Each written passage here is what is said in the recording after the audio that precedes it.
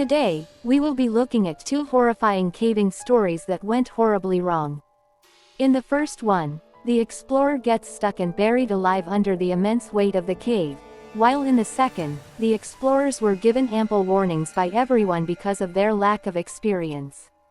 However, they still went on to put their lives at risk as always. Viewer discretion is advised. On March 24, 1973, Private Randall Brown woke before dawn at Fort Rucker, Alabama. At 20 years old, he had that restless energy that made weekend leave precious. Today, he and Private Daniel Hazy were going back to the mine shaft they discovered the previous week. The abandoned mine sat hidden in the thick Alabama woods, its entrance barely visible under decades of fallen leaves. Local stories claimed iron ore miners had worked these hills in the 1800s before abandoning their claims. Most shafts had been left to rot, slowly surrendering to time and weather. Randall had always been drawn to such forgotten places. Growing up in rural Minnesota, he had spent countless hours exploring old barns, abandoned farmhouses and forgotten cellar holes that dotted the countryside around his family's property. There was something deeply satisfying about uncovering traces of human endeavor that had been swallowed by the wilderness, about standing in spaces where previous generations had worked and dreamed and struggled. The military had broadened his horizons, but had not diminished his appetite for discovery. Their first visit last weekend had been cautious. They had ventured maybe 15 meters, 49 feet into the tunnel before deciding to return with proper equipment. The glimpse they'd caught of the mine's depths only intensified their desire to explore. Further preparation for this second expedition had occupied much of their free time during the week.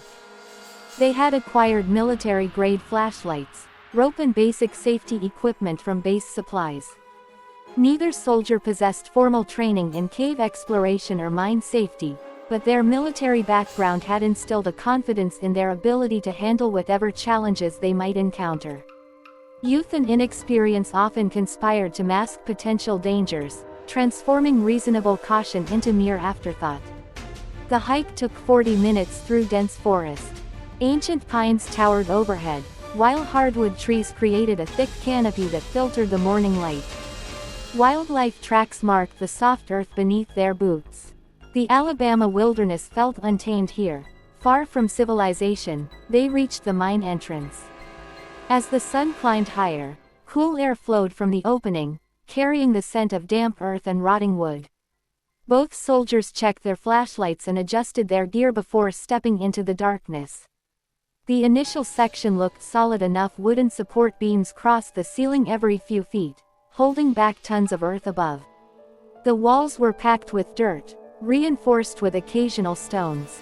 Their flashlight beams revealed a tunnel that descended gradually into the hillside.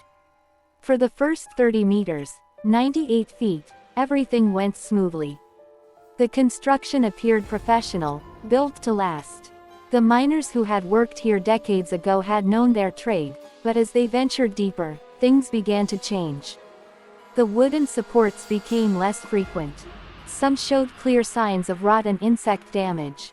Water stains marked the walls where seasonal flooding had weakened. The foundation's small piles of dirt and stones suggested minor collapses that had been hastily cleared. Randall took the lead as the tunnel's character deteriorated. His military training gave him confidence in dangerous situations, though nothing had prepared him for the specific hazards of abandoned mining operations. The excitement of discovery overrode any caution he might have felt around the 90-meter, 295